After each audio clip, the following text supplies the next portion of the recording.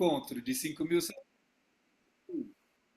nosso primeiro encontro de 5.786, o último evento desse workshop de liturgia dos Yamim Noraim. A gente tem o prazer, mais uma vez, de ter o Moré Celso Zilbovicius falando para a gente sobre alguns textos que ele escolheu. Entendo que o Colin Drey seja a vedete da noite, Hum. toda a sua importância. Vou contar para vocês que quem viu a minha primeira apresentação, a gente também escreveu um Colin Drey, um dos exercícios que a gente fez com a Rabina Dália Marx foi cada um escrever um próprio Colin Drey, né? Um exercício bem legal. Quais são as minhas promessas que eu quero anular e por quê? Então, deixo aqui a palavra com o nosso Moré. Vou curtir junto com vocês. Muito obrigado. Bom.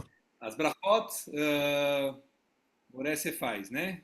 Dá Não, sua pode contribuição. fazer, Dani, faça você. Aí, direto da terra dos meus ancestrais. Estou sem livro aqui, eu vou na raça. Se eu errar, quem está com o livro me corrige. Vai lá. Baruch atah Adonai Eloheinu melech haolam, asher kidshanu bemitzvotav etzivanu la'asok bedivrei Torah, ve'at Amém. Adonai Eloheinu, את דברי תורתך בפינו ובפי עמך בית ישראל. כולנו יודעי שמך ולומדי תורתך לשמה. ברוך אתה אדוני המלמד תורה לעמו ישראל. אמין. ברוך אתה אדוני אלוהינו מלך העולם אשר בחר בנו עם כל העמים ונתן לנו את תורתו. ברוך אתה אדוני נותן התורה. Amém. Bom, queridos, é um prazer enorme estar com vocês de novo, nesses momentos, nesses dias, enfim, estivemos juntos em Rosh Hashanah, né, nas Tfilot, vamos estar juntos no Yom Kippur, e, enfim, é, eu trouxe, bom, obviamente que não, vocês podem imaginar que não daria tempo para se falar de Yom Kippur em 1 hora e meia. Isso é um desafio, já que a tradição judaica criou, na verdade, nós temos um tratado do Talmud que trata sozinho deste dia. Então vocês podem imaginar, né, que se o do Talmud criou um tratado de debates, de discussões entre os rabinos a partir da Mishnah, que trata só de um dia do ano, a gente já começa a ter um pouco a ideia da imponência deste dia, né? O Tratado Yoma, né? O Tratado Yoma, que é um tratado do Talmud, que trata só de Yom Kippur, só das questões ligadas a Yom Kippur. E eu acho que eu fiquei pensando o que que a gente pode, digamos, fazer nessa pequena experiência de 1 hora e meia, através, digamos, de algumas das rezas, né, de algumas questões, talvez tentar responder por que esse dia se tornou, ao longo dos anos e da história judaica, um dia tão sagrado, né? E a gente, digamos, de uma forma bastante artificial ou rasa, rápida, é porque é o dia do perdão. Mas aí a gente fica falando sempre, né? Quer dizer, Deus, e a relação do homem com Deus é uma relação muito direta no judaísmo. E a pergunta que se faz imediatamente depois dessa questão é dizer, por que que não? Por que que precisa ter um dia no ano, que é um dia onde ocorre o que a gente chama da expiação, né? Da onde há o perdão divino, né? Afinal de contas, a gente pergunta, será que Deus não perdoa a gente durante o ano todo, né? Será que este perdão, ou será que não faz parte da relação do homem com Deus, o homem, digamos, reconhecer as suas falhas, as suas fraquezas e pedir, digamos, perdão a Deus, porque a gente sempre tem que lembrar, e logo de cara, nós estamos falando de um perdão, muito entre aspas, somente entre o homem e Deus em Yom Kippur, né?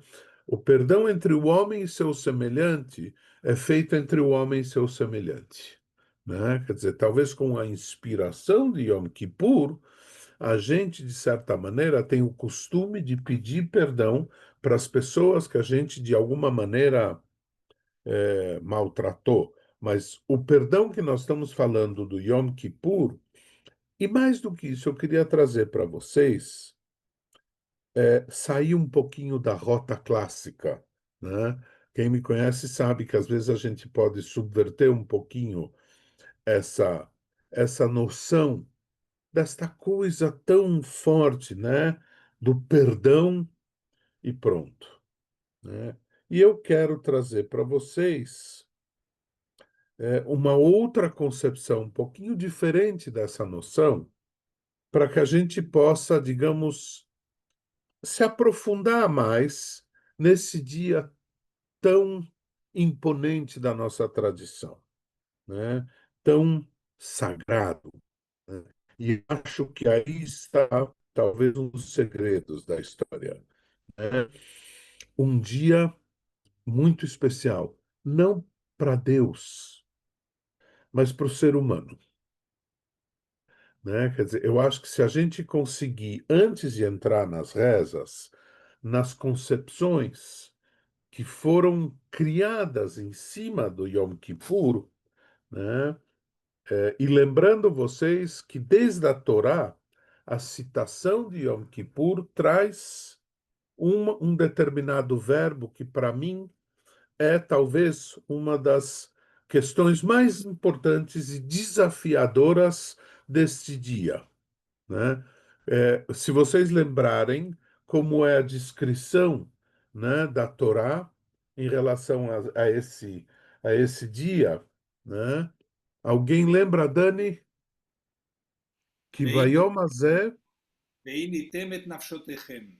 não, Initem et nafshotechem, mas outro, né, que Vayom Hazeh Yichaper Alechem Mikol Chatoteichem לפני אדוני Titaharu, né? Ou seja, neste dia vocês espiarão as suas transgressões, né, os seus erros, e que perante Deus vocês se purificarão. Então, eu acho que aqui começa talvez uma das concepções mais bonitas, na minha ideia, sobre esse dia. Então, vamos partir do pressuposto que nós estamos falando de um dia que não tão imponente, talvez, naquela questão, como se fala do Netanetó, que a gente conversou, né? Mas é um dia imponente com a sua Kedushá, com a sua santidade. E por que esta santidade? Porque nós somos chamados a nos purificar espiritualmente. Acho que essa é uma das concepções importantes do Yom Kippur, né? Quer dizer, mais do que só pedir perdão, né? E já vamos falar sobre isso, né? Sobre essa questão, quem é que pede perdão e como pede perdão, né? No Yom Kippur, mas é um dia de... E esse é um conceito importante. E ele é tão purificador que primeiro nós nos elevamos espiritualmente, né? Vocês sabem que no Yom Kippur a gente sobe um nível, né, de espiritualidade e nós nos aproximamos ao nível angelical de espiritualidade. As figuras, as figuras angelicais, né, os malachim, né, como a gente fala em hebraico, e nós então subimos. Nós somos convidados a fazer, através desse simbolismo, determinadas questões que nos levam para este nível de espiritualidade e que nos vão propiciar esse processo de purificação. Alguém tem ideia do que nós fazemos para nos elevarmos nessa espiritualidade para chegar no nível dos anjos? Quer dizer, como é que homens chegam no nível dos anjos? Alguém pode ter ideia? Essa é uma pergunta interessante e é muito propícia em Yom Kippur. É muito louco, entre aspas, porque nós somos chamados a entrar em contato com uma questão que o homem em geral não gosta. Do quê? Tá sem comer, né? O Davi. Hã?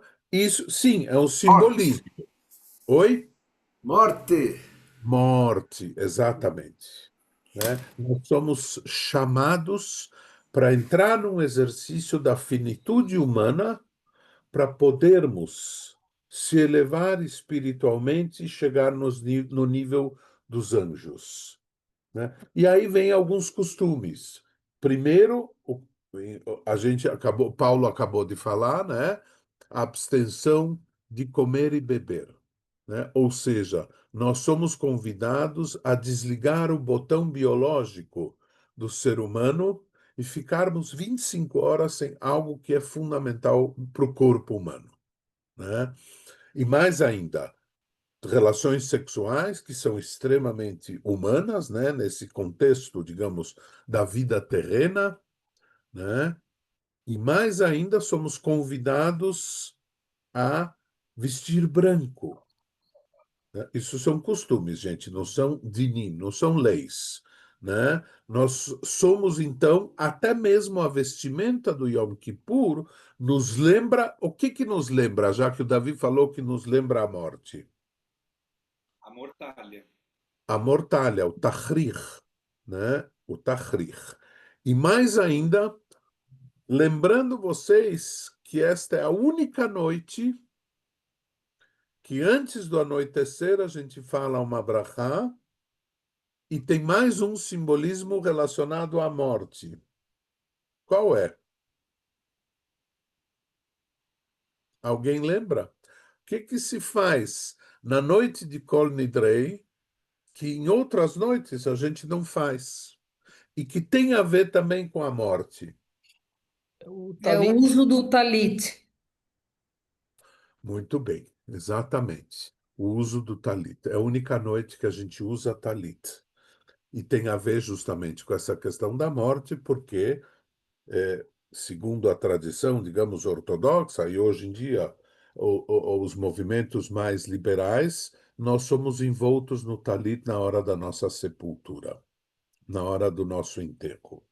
Eu Então diria vejam vocês que há algumas alusões. Tá? Fala, Dani. só, desculpa, só, o costume de usar o kittel, ele nasce, Também, ele nasce do costume de usar talit, isso, que era um costume exatamente. anterior, O mais kittel amplo. sempre branco, né? É um É, kittel branco. o kittel surge nas comunidades da Europa como um aprofundamento no costume de usar o talit, né? Você usa realmente uma mortalha, que o talit também representa essa mortalha. Exatamente. Ou seja, mais uma vez, mais um símbolo da pureza, né, digamos, de você usar o tahrir, a mortalha, enfim. Todos esses elementos já nos convidam a entrar nesse espírito, né, do que é o Yom Kippur, do que é esse momento, digamos, tão solene. E a primeira coisa que é feita na verdade, vejam vocês, a história foi criando, né? É, talvez alguém tenha que me botar como host, eu vou apresentar um pouquinho dos slides, pode ser? Você já é co-host, Celso. Já sou? Sim. Então, espera um pouquinho só que eu tenho que achar.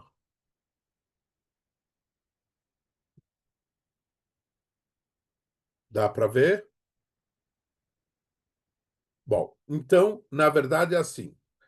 Nós somos chamados para este dia, conhecido como o perdão, a expiação, mas, na verdade, esse verbo de se purificar nos convida para uma reconexão com Deus. E talvez essa é uma das razões pela qual ele é tão imponente. É um dia que não lembra nada da história, não tem nenhuma memória histórica a não ser a origem dele, né? Quer dizer, por que é justamente no 10º dia de Tishrei? Porque, na verdade, a tradição diz que foi quando Moisés desceu com as novas tábuas, depois de ter quebrado, e que Deus teria perdoado o povo por ter construído o bezerro de ouro. Essa é a única razão histórica, vamos dizer assim, por que a tradição colocou esse dia de Yom Kippur no 10º dia de Tishrei? Porque a tradição trouxe, o Midrash diz que esse dia é o dia que Deus desceu. Mas, na verdade, ele nos convida, então, para uma autoanálise, né? Mais do que ser um dia, gente, voltado somente a Deus e a nossa relação com Deus, esse é um dia onde a gente é convidado, dentro desse processo que a gente falou, da conexão com a morte e de uma elevadíssima espiritualidade angelical, né? O branco, a comida, entrar em contato com a nossa fragilidade, com a nossa finitude, com a nossa morte e, portanto, com a nossa humildade como seres humanos. Esse, digamos, seria talvez esse chamamento para este dia, né? Um dia onde nada do mundo terreno vai influenciar esta nossa subida, essa nossa elevação durante 25 horas, né, para um nível espiritual mais elevado. E é nesse nível espiritual mais elevado que nós temos a capacidade de abrir um espelho dentro de nós. E é essa conexão com a imagem divina, né, que a gente vai, digamos, adentrar a esse dia tão imponente. E o que acontece logo de cara? Vejam vocês que interessante, né? Logo de cara nós vamos fazer uma declaração em público. Por quê? Porque Yom Kippur tem um efeito do coletivo muito, muito importante. A gente volta a falar sobre isso daqui um pouquinho, né? Mas a gente vai, ao longo da história judaica, na verdade, tivemos que criar uma declaração pública, né? E vocês sabem que Kol Nidrei não faz parte, vamos dizer assim, do serviço religioso de Arvit, né? De noite a gente reza Arvit, não é isso? Ma'ariv, né? Como dizem aí na terra onde o Dani está, né? Mas assim, e nós somos chamados como primeiro momento inicial, né? Vejam vocês que como começa essa declaração tão que se tornou tão famosa e tão querida, digamos, da tradição judaica, né? Pela autoridade que nos foi dada pela Corte Superior e pela autoridade que nos foi dada pela Corte Inferior, com a permissão de Deus, né? Abençoado seja Ele, e com a permissão desta sagrada congregação, consideramos lícito, ou seja, é permitido rezar com os transgressores, né? É o que a gente chama Beishiva Shel Mala ou Beishiva Shel Mata. Essa é a primeira frase antes de recitar a grande declaração pública, né, de Kol Nidrei. O que para vocês está dizendo essa frase? Consideramos lícito rezar com os transgressores. Por que será que nós temos que começar esse dia solene com esta frase? Alguém consegue me dar um insight?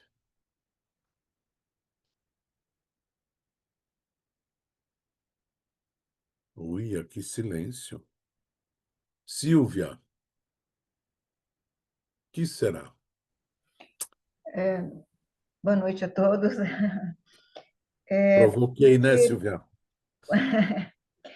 porque o que eu considero, porque ali é uma congregação, então ali nós estamos reunidos com os bonzinhos, vamos dizer, né?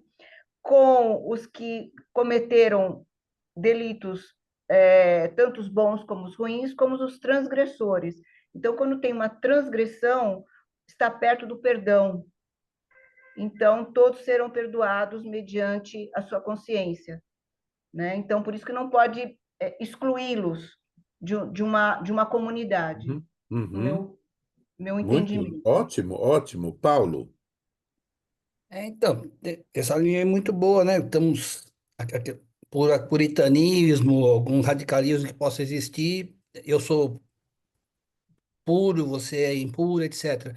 Mas é tradição, né? A gente ouve em todo Yom Kippur, é a questão dos convertidos, né? Que escondiam o seu judaísmo e naquele dia diziam, olha, eles podem rezar conosco hoje nessa data.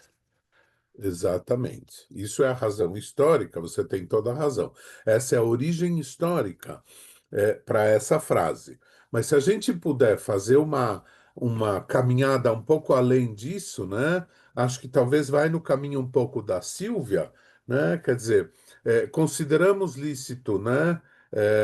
Anomaterim bazot leitpalel ma'avarianim, é o que diz a frase em hebraico, né? No Mahzor, diz assim, são aqueles que, primeiro, acho que dá uma alusão de que nós vamos fazer tudo o que nós vamos fazer em comunidade, né? Quer dizer, essa autorização das cortes, seja ela superior de cima ou as de baixo, né? A dos homens, com a permissão de Deus, nós vamos começar a nossa jornada de transformação, de purificação,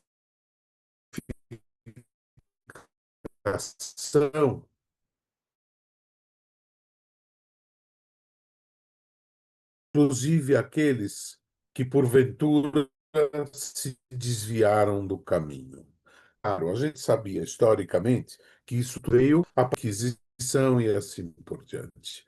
Mas eu acho que ela traz hoje, nos nossos contextos, um convite para que a gente possa, de certa maneira, um processo coletivo. Nós vamos fazer junto com todos. Aqueles, entre aspas, como a Silvia falou, os bonzinhos, e aqueles não tão bonzinhos. E todos nós, né, vamos juntos propiciar esse momento. Fala, Davi. Não, só uma pequena provocação. Sim, Avarianim, né? A mesma raiz de Ivri, né? Aqueles que cruzaram, né? Então, de alguma maneira, estamos incluindo todo o nosso povo, né? Todos aqueles que cruzaram ali desde Abraão, né? Enfim, e pensar quem de nessa nós, linha, e né? quem de nós não somos transgressores, né? Exatamente, nessa linha, nesse No sentido, fundo, né? no Todos fundo, nós, desde Abraão, somos todos transgressores, né? exatamente. Então, acho que esse simbolismo é muito grande. Por quê?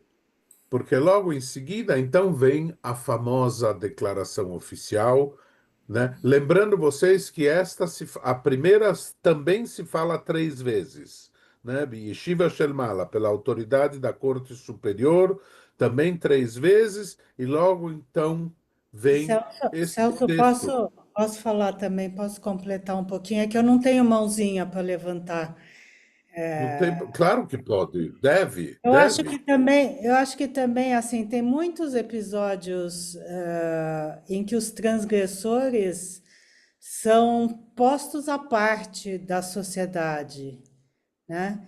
Eles são mandados para outras cidades, são mandados para fora da comunidade, e nesse dia, assim, o que me traz isso é que eles estão junto com a comunidade, quer dizer, eles não são apartados, Também, acho que também tem um pouquinho disso, né? Lindo, Carol, porque isso nos dá uma. E eu acho que isso é importante no Yom Kippur, que nos traz um sentimento de responsabilidade coletiva, né? Quer dizer, acho que isso é importante. Seria muito fácil para nós dizermos assim: não, somos todos puros, bonitinhos e vamos rezar entre nós, né? Com só entre os puros. Né? Aqueles transgressores vão, mesmo como você falou, a Torá tem uma coisa chamada Ir Miklat, a cidade refúgio, onde eram mandadas as pessoas, enfim, que eram transgressores. E de repente, assim, nesse momento não. Então, esse momento que se abre esse dia, nós estamos sendo convidados a rezarmos todos juntos, independente do que cada um tenha feito, né? E aí começa então o que a gente conhece como Kol Nidrei, que é isso que está aí na tela, né? Esse é o texto traduzido, né, do que a gente chama daquela primeira estrofe da reza do Kol Nidrei. Não é uma reza, né? A tradição coloca claramente, isso não é uma reza, isso é uma declaração oficial. E uma declaração oficial no judaísmo precisa, digamos, de alguns rituais, né? Os rituais, né, são feitos na sinagoga, né? Em geral, são os líderes comunitários ou os mais velhos que são chamados como testemunha, né? E todo aquele ritual que a gente conhece, a Torá. Algumas sinagogas tiram todas as Torot, quando tem muitas Torot da arca, do Arona Kodesh, são retiradas porque nós vamos fazer uma declaração em público, né? E qual é esta relação, qual é esta essa declaração? Nós vamos anular, né, todos os votos e juramentos, né, os empenhos. Sabemos também, como Paulo falou, vocês têm ideia, a origem vem do século VI, né, da Espanha, né, ainda antes de existir Inquisição na questão católica, né, mas quando os judeus já eram forçados, né, para serem convertidos e que, de certa maneira, se comportavam perante a sociedade maior, né, e praticavam o judaísmo secretamente. Então, eles têm uma coisa prospectiva, vocês veem que é uma declaração prospectiva, ou seja, ela diz respeito ao que vai acontecer, ou seja, deste Yom Kippur até o próximo Yom Kippur, né, todos eles são declarados sem valor, exatamente o que fizeram. Vocês sabem que essa é uma declaração muito forte, né? É muito forte porque chama para si, né, como se alguém não tivesse a responsabilidade da palavra, né? E isso já foi causa, inclusive, na história, se vocês forem ler a história do Kol Nidrei, já teve muitas questões ligadas ao antissemitismo, de pessoas que diziam, tá vendo, eles não cumprem a palavra porque eles anulam tudo que eles vão fazer, antes de fazer já está anulado. Entenderam? Quer dizer, a relação era muito complicada, né? E é muito interessante vocês verem, né? Quer dizer, como é que a gente faz, né, esse processo? Esse processo a gente faz também coletivamente, né, num sentido de, porventura, se eu errar, se eu me comportar de uma forma diferente, né, do que a sociedade emprega, talvez não sou considerado ou estão nulos, né? Não é uma. Não, e Colnidrei não é fácil de se entender, né? Colnidrei não é uma declaração fácil, né? Por quê? Porque, de certa maneira, ele traz uma contradição dentro de si em relação ao próprio Yom Kippur, né? Porque, assim, se eu estou declarando que nada, né, do que eu fizer, a nós mesmos impusermos, vai ser anulado.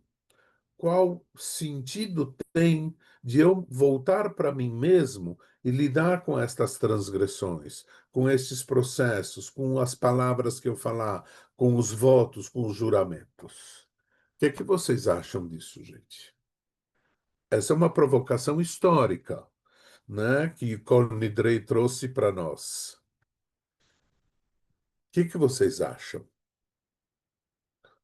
Né?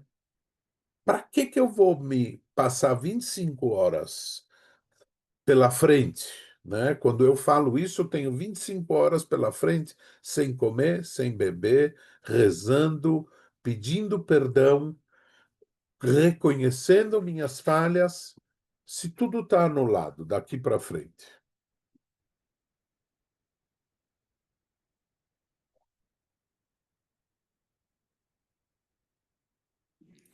Será que está só anulado Para para. frente e para trás. Não, Se será que você não está fez o anulado Colin Drey no para. ano passado, vai que você não fez o Colin Drey no ano passado. Então, pois é. Esse é o momento, né? É um momento, talvez metaforicamente, da gente se despedir do que foi, né? Se despedir do passado e começar a pensar no futuro. Mas mesmo assim, ele é complicado, né? Porque a gente pensa no futuro, ou seja, a partir deste Yom Kippur até o próximo Yom Kippur, são declarados sem valor. Quer dizer, o meu gesto, a minha palavra não tem sentido, né? Eu posso falar? Claro, claro, Eu Paulo. acho Eu estou que provocando, eu estou provocando você está pedindo. propositalmente. Então, então essas frases aí, elas realmente passam essa coisa. Ó, daqui até o ano que vem, tudo que eu falar, meus votos, tudo que eu fizer, tudo é nulo, não ocorrido, inexistente, meu voto não é voto. Eu vejo nisso aqui, não tanto uma má fé, né, uma reserva mental, mas eu vejo uma humildade muito grande da pessoa que está falando isso, sabe? Ele falou: olha, eu vou tentar fazer, eu vou fazer votos, mas se eu errar, e eu vou errar, porque eu Isso, sou ruim, eu sou fraco, isso. eu vou errar. Entenda que meu coração não quis errar e me perdoe. Eu penso um pouco uma demonstração de humildade nessa anulação do que você mesmo está se propondo a fazer, consciente da sua fragilidade. Ou seja, Paulo, parabéns. Eu acho que exatamente podemos ir nesse caminho, gosto muito. Talvez essa é uma declaração da mais pura humildade do homem, dizendo assim: olha, eu sei que eu sou capaz, eu vou errar, né? Eu não sou. E vejam vocês que esse chamamento para o Yom Kippur não é desse de personagem ideal que vai sair maravilhosamente purificado e tudo ótimo e tudo perfeito. Não, mas é um exercício da humanidade. Para isso que nós fizemos todo esse simbolismo de nos elevarmos espiritualmente, dizer, olha, é verdade, eu erro, eu vou errar daqui até para frente, né?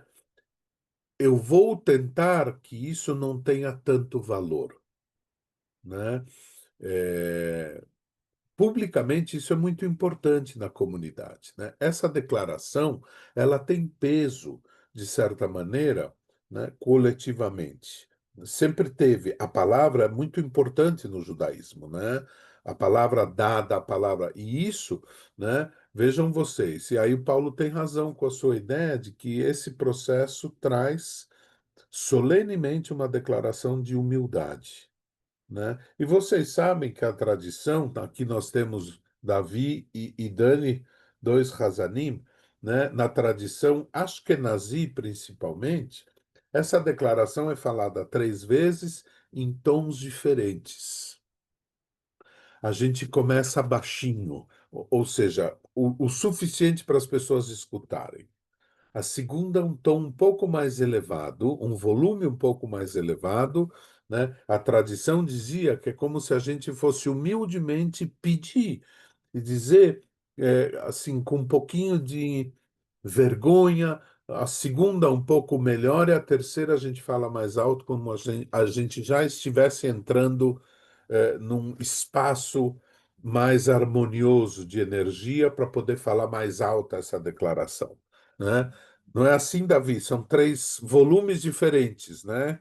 E o Hazan fala Kol Nidrei. E claro que ela ficou famosa, principalmente nos Ashkenazim, pela melodia, né? Pela clássica melodia, enfim, aquilo que entra, essas experiências ritualísticas e sinagogais, gente, que são muito importantes. Às vezes a gente acha que a melodia com qual uma reza é entonada não tem valor, ou seja, cada um pode rezar do seu jeito, mas tem momentos do coletivo onde essas melodias se inspiram, né? E que nos remetem a estas questões, digamos, da tradição, do pertencimento, da identidade. Kol Nidre é um dos modelos. Perceberam? Quer dizer, muito além da declaração pública de anulação dos juramentos e tal, e o Dani até falou, né, esse exercício de fazer o auto Kol Nidrei, o que que a gente vai anular daqui para frente e por quê? É um exercício bastante rico, mas que, de certa maneira, nos remetem a esse processo identitário, né, de lembrança de quem somos nós, da onde a gente veio, e isso muitas vezes a própria melodia nos causa, né? E seguimos assim nesse espírito do Kol Nidrei, de um processo coletivo, de um processo de declaração oficial, e nós vamos fazer uma outra coisa no Yom Kippur, né, que eu queria trazer para vocês. Eu vou trazendo trechos, tá, pessoal, da liturgia do dia. Obviamente que não daria para a gente trabalhar todas as questões que estão ligadas, né, ao dia e a questão do perdão, da Slichá. Mas é uma outra questão. Fica bem essa questão do Kol Nidrei, gente, quer dizer, que apesar dessa anulação, desse processo prospectivo, o Paulo trouxe uma ideia fantástica, essa questão da capacidade da gente anular os votos, a capacidade que o ser humano tem de ser humilde, de entrar dentro de si próprio e dizer, olha, eu vou fazer erros, mas talvez que eles não vão ter tanto valor para mim, né? E agora eu gostaria de publicizar isso. Gostaria de publicizar a minha condição de ser humano mortal e de um ser humano frágil que é capaz daqui para frente errar novamente. Eu sei que eu vou fazer isso, mas eu vou tentar diminuir o valor que esses erros tenham para mim. E como a gente faz isso no Yom Kippur, gente? Né? Acho que tem uma questão importantíssima, né? A confissão das transgressões, dos desvios. Por que que eu falo desvio? Alguém sabe o que a palavra het em hebraico quer dizer? Como é, Davi? Alvo. Alvo. Lembra do tiro ao alvo? Né? E o ret é o quê? É o desvio do alvo, quando alguém desvia do alvo. Vejam vocês, porque a palavra pecado, gente, criou, através da história do ser humano, através de culturas diferentes, o cristianismo, uma outra alusão. E eu acho que não é deste pecado, digamos, que a gente conhece na palavra pecado, que nós estamos falando em hebraico e no Yom Kippur. Nós estamos falando mesmo do erro de rota, o errar o alvo, uma transgressão que desviou uma intenção original do homem. Né? E vejam vocês que todas elas, em todo momento do Yom Kippur, tudo que a gente fala, a gente no plural, né? Lembram vocês? Acham, no Bagad, no Gazal, no, e assim por diante, né? Todas as transgressões que nós vamos falar que nós fizemos em coletividade, né? Porque as pessoas podem dizer, nossa, e aí você tem, lembra, Al-Het Chatanu Lefanecha, né, aquela lista enorme de transgressões que o homem faz, e vejam vocês que interessante, né? Todas essas listas que a gente vai falar em Yom Kippur, essa confissão, né? Seder Avidui, como a gente fala em hebraico, né? A confissão das transgressões, também traz um elemento extremamente, entre aspas, contraditório. Falei para vocês no começo que Yom Kippur retrata o perdão do homem com Deus, não é verdade? Faria sentido se a gente fizesse, digamos, uma lista de transgressões, assim, olha, al-chet chatanu, né, pela transgressão que cometemos por não comer matzá em Pesach, pela transgressão de termos profanado o Shabat. Não é verdade? Quer dizer, não faria sentido a gente fazer uma listagem de transgressões que a gente fez contra Deus. Afinal de contas, não é isso que nós estamos pedindo para Ele, para que Ele nos perdoe, o perdão divino? Mas não. Toda a lista, gente, em todos os momentos do dia, que a gente fizer essa listagem, né? E fala várias vezes, né? Quer dizer, a gente fala, enfim, todas as rezas, as 5 rezas, lembrando que nós temos, especialmente nesse dia, 5 rezas, e em todas elas tem, digamos, primeiro falamos em silêncio, depois falamos publicamente em voz alta, né? Quer dizer, umas 10 vezes, pelo menos, nada que tenha a ver com Deus. E sim coisas mundanas. E sim, coisas deste homem que anulou tudo o que ele falou em Kol Nidrei, que o Paulo falou, com esta humildade. Vejam vocês que interessante, né? Ou seja, nós, ve'al kulam, não é assim que está no Mahzor, Eloai slichot shlach lanu mechal lanu kaper lanu, não é? E por todos estes, Deus do perdão, perdoa-nos, expia-nos, apaga. Então, interessante isso, né? Quer dizer, afinal de contas, então Deus apaga erros cometidos que a gente fez contra nós mesmos. Perceberam essa história, essa questão? E essa é uma pergunta: por que que isso acontece? Por que será que nós falamos isso, né? Gazalno, não falamos? Gazalno, roubamos. Né? De bar no dof, falamos coisas que não devíamos falar. Perceberam? Quer dizer, na verdade, que o Yom Kippur nos traz, não só para a prática religiosa, e nós acabamos, né? E aí vem, gente, uma alusão, talvez, dentro da concepção hescheliana, da parceria do homem com Deus. Né? De repente, nós estamos chamando Deus para ser cúmplice das nossas transgressões e para nos inspirar a talvez não cometer de novo, né? Então, essa é uma questão importante que eu acho que traz o Yom Kippur, que o que a gente confessa não tem a ver com Deus, mas a gente chama a Deus, a gente chama a energia divina para nos dar força até para reconhecer tudo isso que nós falamos, porque é um monte, né? Como a gente fala, e se vocês tiverem a curiosidade de olhar no Mahzor, as traduções não acabam não aparecendo, mas quando a gente fala o Hashamno, nós vamos até desde a letra Aleph, ele começa com Aleph e termina com a última, né?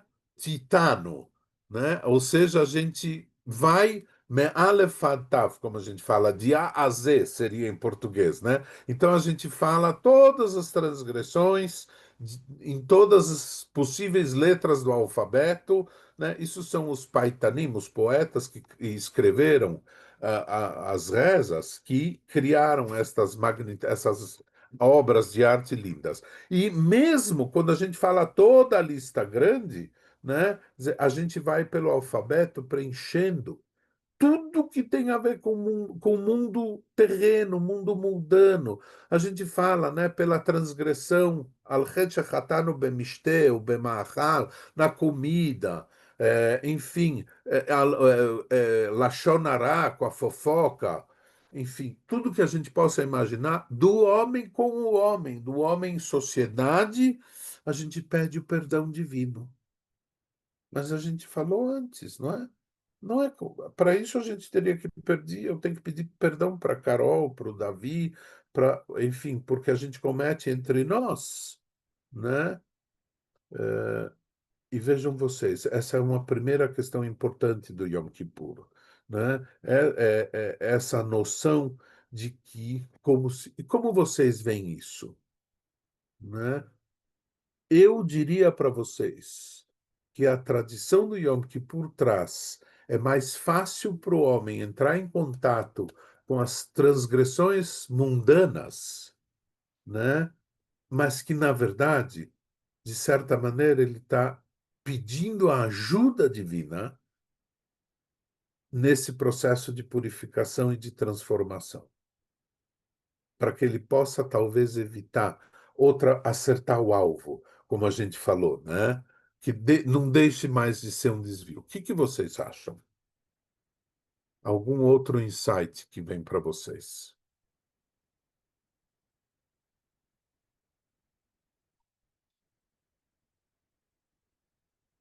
Carol está pensando, né? A maquininha está rodando. Mas fica mesmo esse desafio, gente. Essa é uma das questões importantes que traz Yom Kippur e que diz respeito. É, Celso, oi, eu vejo como uma, uma oportunidade, mais uma oportunidade sim, que nós temos. Mas eu não consigo pensar só em mim, eu consigo, eu vou no raciocínio da Carol, eu vejo como algo coletivo. claro. Tudo isso que a gente fala, Marli, é no plural. Em hebraico, Uhum. quando a gente recitar, a gente fala tudo isso na terceira pessoa do plural. Achamnu, bagadnu, alchet shechatanu, tudo está no plural. Todos somos cúmplices um dos outros. E eu vejo não como, eu vejo como uma oportunidade a nível de alma mesmo, almas, almas, Isso. vidas, né? Hum, Porque a gente tem uma visão muito míope, né? Achando que é só o pecadinho que eu fiz ontem. Para mim, perfeito. não. Para mim, é a oportunidade que eu tenho de buscar em outras vidas. Estou falando de reencarnação, que é um tema bem, né? Não é muito comentado, né? No judaísmo em geral. Uia, nossa, e como? Só que é pela Kabbalah, pelos cabalistas, né? Eu não queria usar a palavra porque eu fico sendo Gilgu- a chata, Gilgul Haim, a roda das almas, mas isso é uma outra história para uma outra conversa, não é em Yom né? Kippur. Mas eu Mas penso você nisso. tem razão. É o que chega para mim, é o meu Muito insight. legal, muito legal. Até porque, né, é o que eu escrevi aqui. A gente lista todos os erros, mesmo que a gente não tenha cometido. Né? Quer dizer, a gente fala coisas, você diz, puxa, mas eu não fofoquei tanto assim, né? Mas alguém Só um falou. pouquinho. Somos todos. E para isso, Marli, esse é o grande convite. Já vou te dar a palavra, Renata. Nesse processo, para isso que nós temos que fazer este Yom Kippur, para conseguirmos nos elevarmos espiritualmente a ponto de fazermos isso, a ponto de sermos cúmplices um do outro, a ponto de confessarmos transgressões que não são transgressões minhas individuais, mas são transgressões da minha espécie, da minha coletividade, do meu grupo, do meu coletivo, né? E isso é um grande desafio para o homem, né? Talvez, se a gente fizesse a mesma coisa, achamno, bagadno e assim por diante, né? Só com questões ligadas à relação do homem com Deus, talvez não teria tanto peso como Hum, tem a gente declarar publicamente que eu errei como coletivo, como hum. grupo. Renata, Obrigada.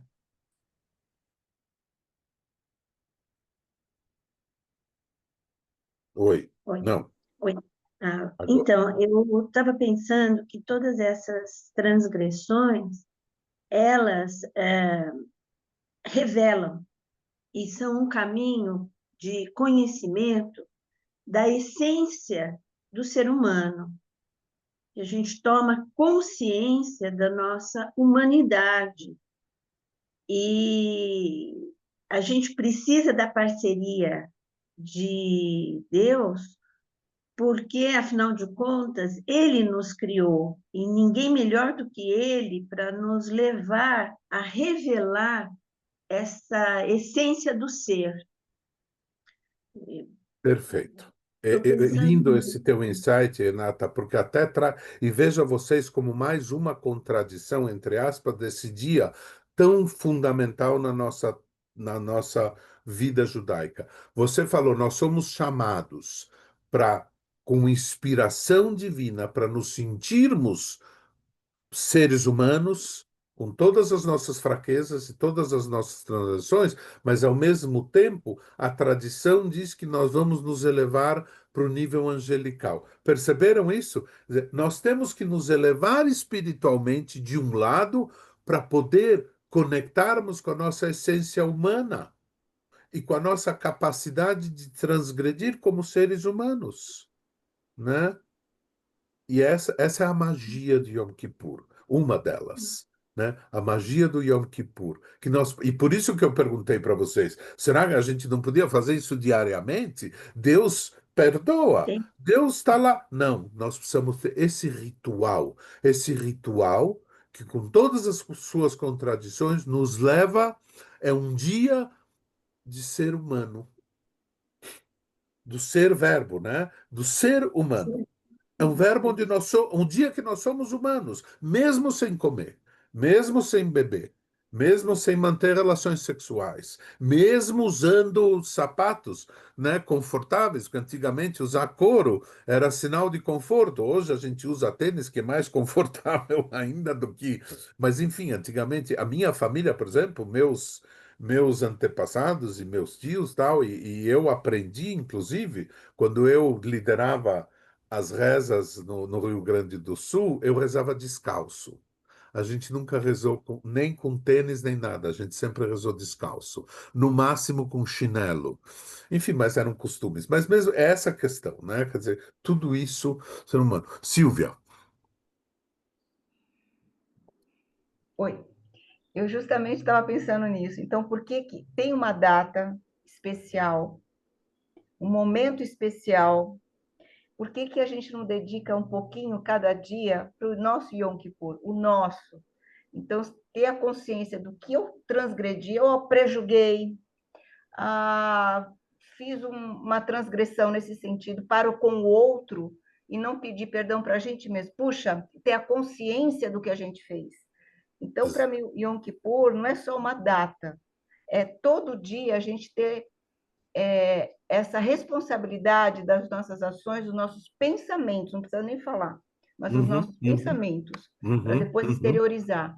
Então, sempre antes de tomar uma atitude, talvez 5 minutinhos, vamos pensar se eu tenho que falar mesmo.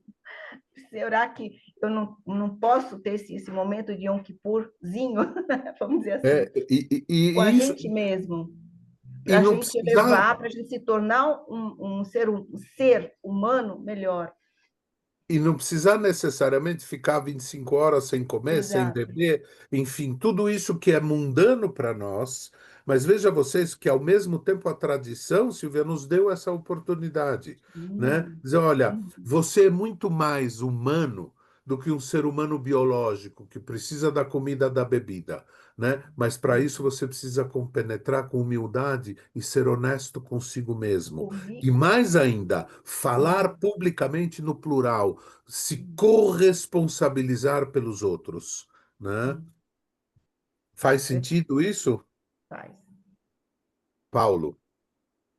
Sim, então, é bonita essa ideia da correção, né, do tikkun contínuo e permanente e tal, mas eu vejo assim, a religião ela tem uma particularidade que é o ritual, é a ênfase, você está entendendo?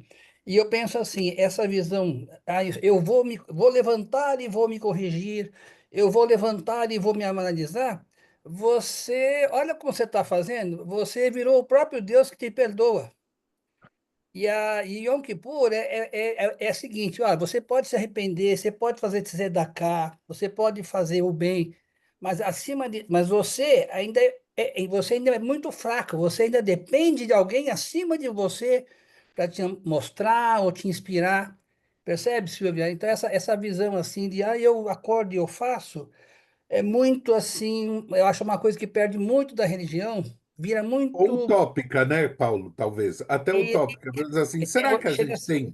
será que a gente tem essa Mas é muito coragem difícil. interna de fazer um Yom Kippurzinho pequeno? Ou por isso, talvez, Sim. que a gente Não precisa existe. desse ritual todo, Eu né? acho que tem pessoas que não sabem se fazem, mas que eles acham que fazem, eles fazem. Eu sou tão bom que eu sou capaz de me. É, Eu chamo de helenismo é, judaico, sabe? isso. É, Carol, é isso. Eu acho que tem uma coisa muito importante, assim, que eu vou pegar um pouquinho dessa coisa que o Paulo falou de humildade, alma e do que a Silvia falou, mas eu acho que tem uma coisa muito importante que é o sentimento mais profundo do ser humano é agora me fugiu a palavra. O medo. Não, não é o medo, é a vergonha. E quando você faz uma confissão pública e você está em comunidade, mostrando a tua alma, toda a vergonha que você fez, todos os pecados possíveis e imagináveis durante o ano, e você expõe essa vergonha em público, eu acho que é muito forte. isso mesmo. E mais do que isso, você pede ajuda divina para ter essa força. Né? Não é à toa que no Seder Vidui, né, na reza da confissão, a gente justamente fala isso, né? Al Kulam Eloai Slichot. Você está pedindo para Deus, não é eu me perdoo, né? Fala, grande Marquinhos, que eu não tinha visto sua presença já saudando. Eu estou olhando a tela, não vejo todo mundo. Só abre Tá seu mudo. áudio, Desculpe, isso. desculpe, desculpe. Celso, eu acho que tem uma questão do corporativismo humano na relação com Deus, do Ok, tipo, vamos todos juntos porque assim ele vai ouvir melhor a gente. pode Por ser. outro lado, eu acho que se não fosse isso, o ser humano se matava completamente. É. Quer dizer, através dessa necessidade de rezarmos no coletivo, de Uhum. rezarmos por aqueles que não estão naquele momento, por vontade própria, claro, mas também por aqueles que não estão preocupados em estar lá naquele momento. Essa necessidade, isso gera esse Ahavat Israel, essa necessidade de nos preocuparmos uns com os outros e de tolerarmos também a todos. Isso. Então, tolerarmos e não só pensarmos, né? A Avat Israel não é só com Israel, é com a humanidade toda, de certa maneira, né? E eu queria, na verdade, em cima disso que o Marquinhos falou, portanto, de todos o que vocês falaram, que em um determinado momento da liturgia, a tradição nos dá um alerta. Diz, olha, não pensem que o que vocês estão fazendo hoje é automático. E eu estou me referindo, gente, à Haftará da manhã de Yom Kippur. Né? Alguns de vocês sabem, eu já falei isso para o Davi, talvez é uma das Haftarot que eu mais gosto. Eu, pessoalmente, eu acho que ela tem uma coisa muito especial por causa do dia, e ele, nesse momento, vejam vocês, no dia, na metade do dia, né, nós estamos mais ou menos já a 15, 18 horas já, sem comer, sem beber, né, com jejum. E aí vem Isaías e diz: contudo, no dia do seu jejum, vocês fazem o que é do agrado de vocês, exploram todos os seus empregados. O seu jejum, isso é o número do versículo, viu, gente? Desculpa, eu mantive o número do versículo. O seu jejum termina em discussão e rixa, e em brigas de socos brutais. Vocês não podem jejuar como fazem hoje. E olhem vocês o texto, a força desta Haftará. Vocês não podem jejuar como fazem hoje e esperar que a sua voz seja ouvida no alto. Será esse o jejum que escolhi? Que apenas um dia o homem se humilhe, incline a cabeça como um junco e se deite sobre pano de saco e cinzas? Você sabe que pano de saco e cinzas era um costume muito antigo, inclusive com os judeus, de luto, né? Aí vem de novo a morte, estão vendo, né? É isso que vocês chamam de jejum? O jejum que desejo não é este: soltar as correntes da injustiça, desatar as cordas do jugo, pôr em liberdade os oprimidos e romper todo o jugo?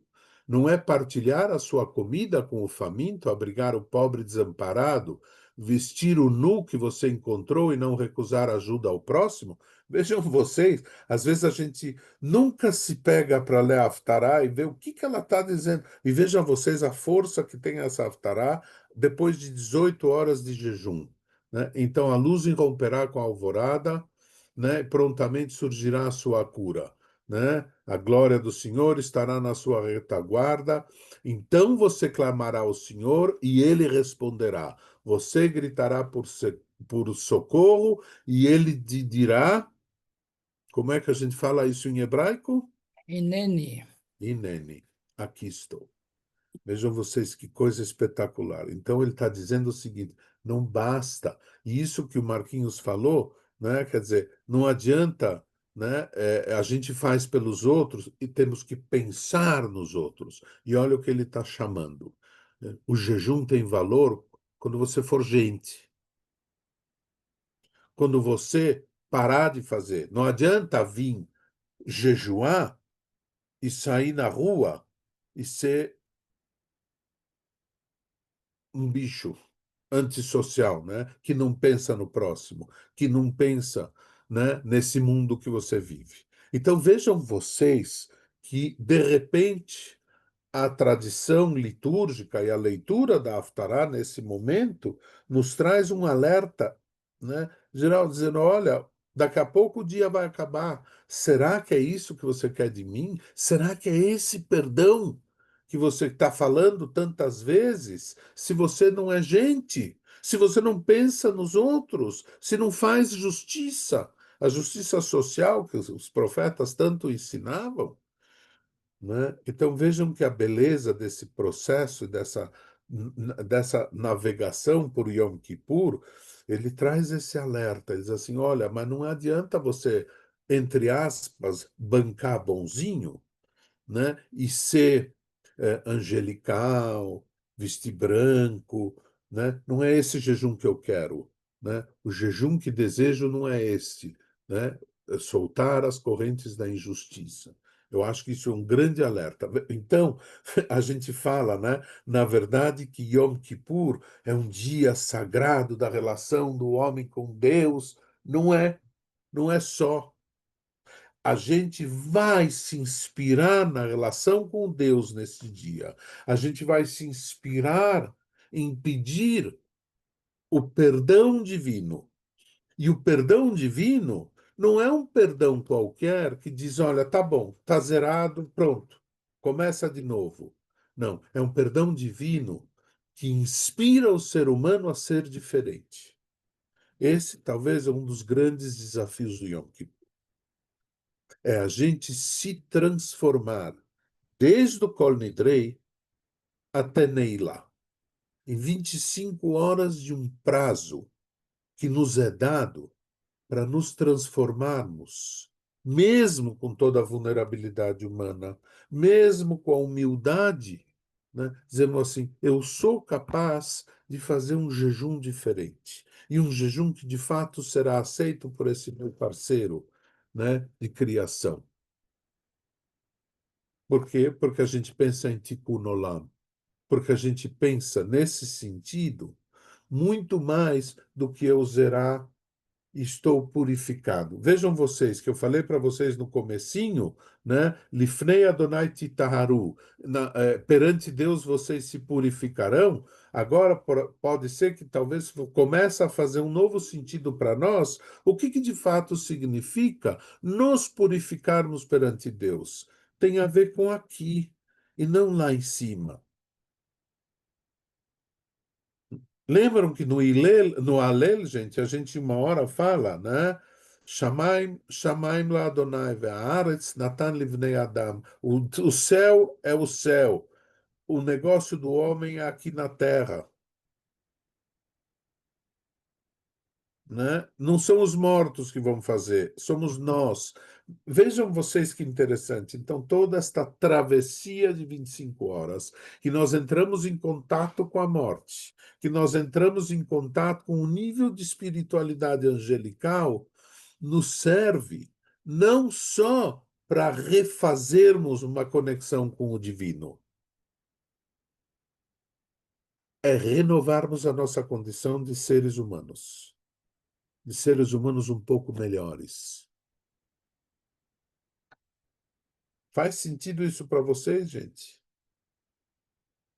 E aí, pessoal, né, a gente ditar, eu vou falar porque já está em cima do laço, que eu queria falar uma coisa no final, né? A Haftará da tarde, a mesma não é tão forte como a da manhã, né? Com esse alerta magnífico que o profeta traz, mas nós vamos ler a história de Jonas, justamente que traz a conexão da capacidade de um coletivo se arrepender dos seus atos e de tentar refazer. O que os habitantes de Nínive, quando Jonas vai, vocês conhecem, é rapidinho, né? Ele foge, ele não se vê capaz de convencer a população de Nínive, na Babilônia, ele foge, pula no barco em Iafo, né? Sai, o peixe engole, ele reza, Deus liberta ele do peixe, ele vai até lá, enfim, né? E aí mostra a misericórdia de Deus no final, porque mesmo assim ele questiona por que Deus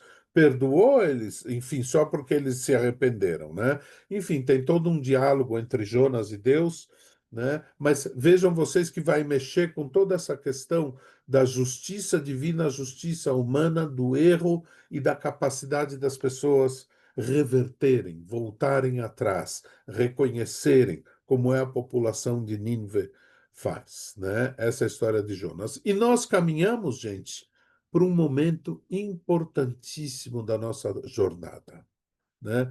Nós começamos com Kol Nidrei, com a abertura desse, né, com aquela monumental declaração de anulação dos votos, e agora nós humildemente estamos nos direcionando para o fechamento dos portões.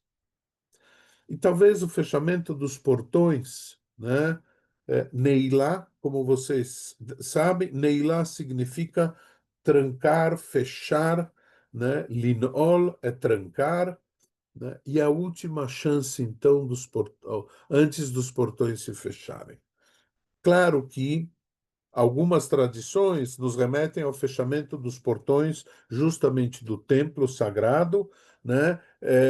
E só lembrando vocês, não vai dar tempo da gente falar tudo, como eu falei para vocês, existe um momento do dia onde esse grau de espiritualidade nossa está tão elevado que é o único dia do ano que a gente escuta ou escutava, né, tradicionalmente o verdadeiro, entre aspas, nome de Deus, né?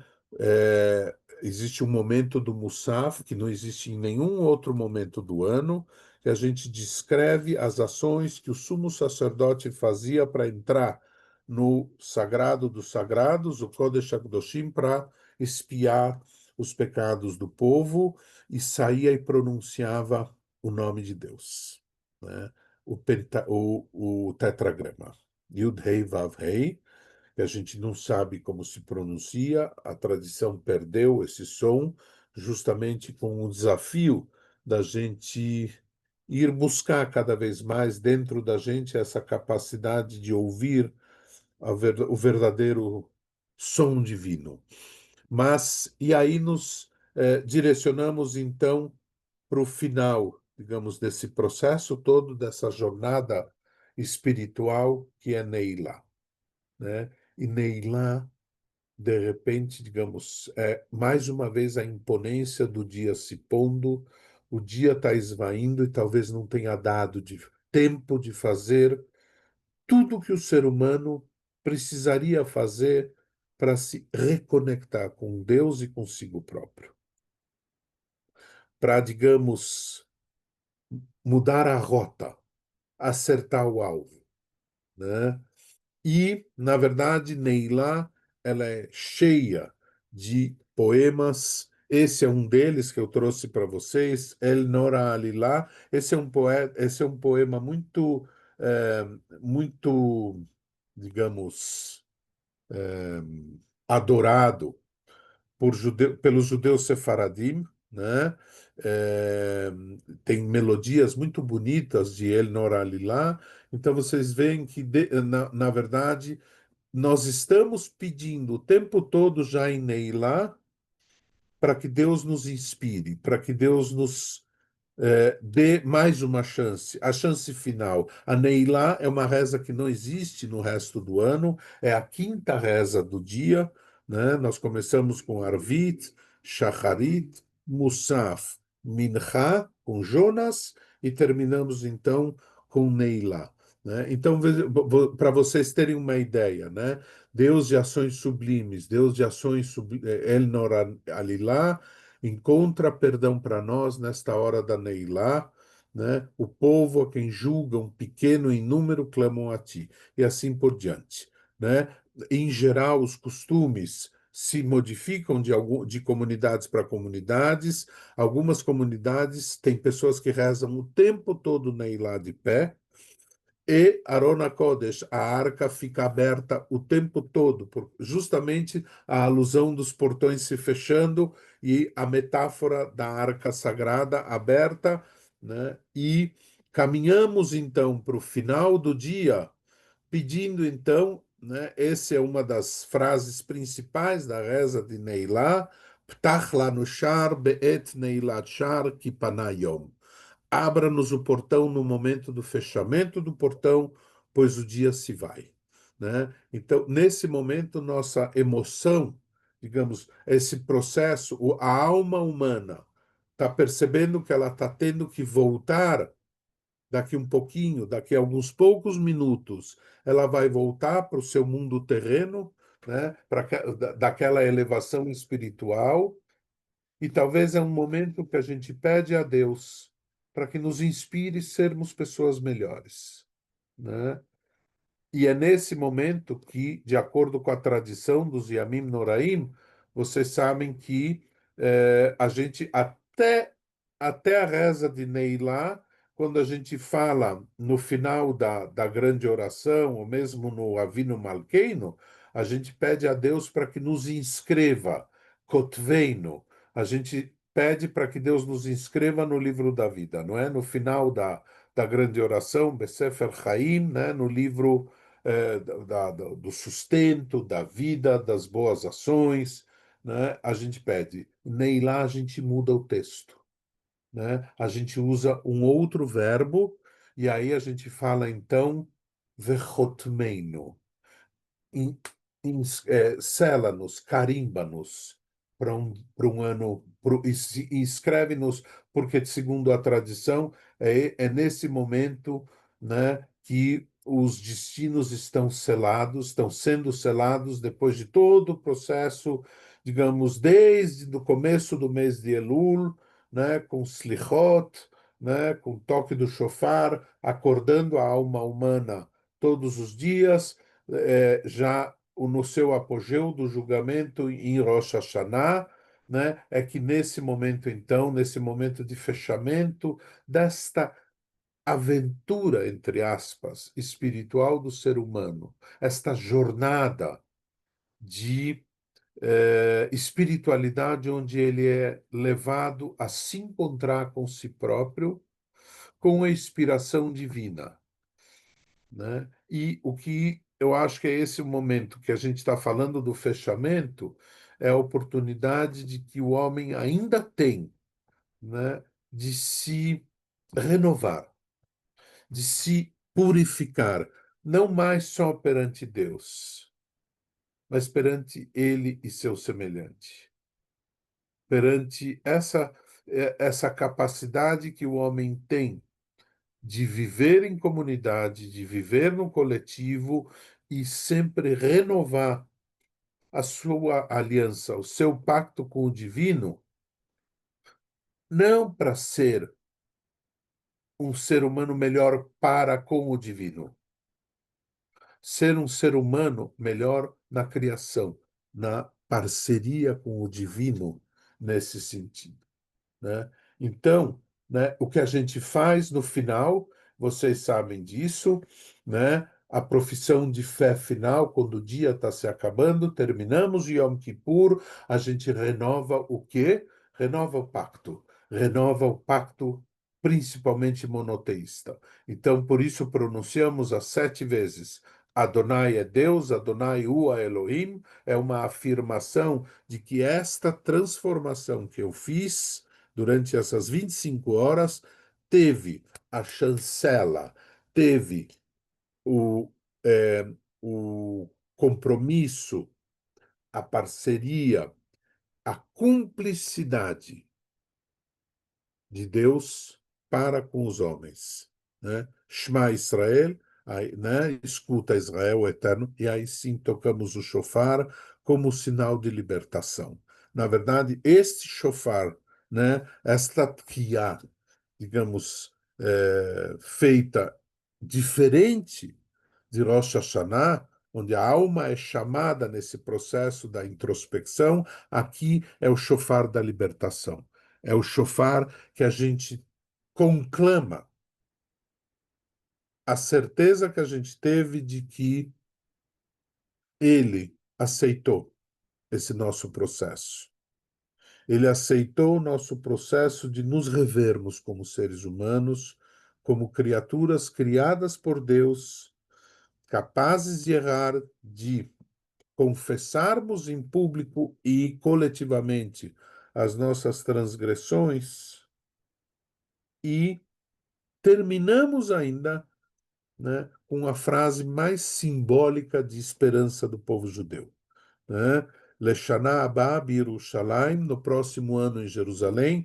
Claro que aqui nós não estamos falando só da Jerusalém física que a gente conhece, né? Com enfim, a capital do Estado de Israel, mas nós estamos falando de uma Jerusalém celestial também, de uma Jerusalém, digamos, que vive na identidade da alma judaica como o centro, digamos, espiritual do povo, da própria identidade, né? Quer dizer, a gente renova a nossa esperança, né, de terminar, de reiniciarmos esse ciclo, reiniciarmos esse processo com a esperança de podermos novamente estarmos em Jerusalém, a Jerusalém celestial, a Jerusalém da paz e assim por diante. Pessoal, quis de alguma maneira trazer vocês por essa jornada de 25 horas com alguns elementos que eu considero talvez algumas questões importantes de Yom Kippur, né? E desejando a todos, queria desejar a todos vocês um lindo processo de transformação, um lindo processo de reconexão, né? Da reconexão da alma humana com o seu Criador, da alma humana com sua condição humana e da alma humana com os nossos irmãos que vivem em volta de nós, né? Gmar Hatimah Tová para todos, e estou à disposição de vocês. Amém. Algum comentário, por favor, está aberto, gente. Eu sei que passamos um pouquinho, mas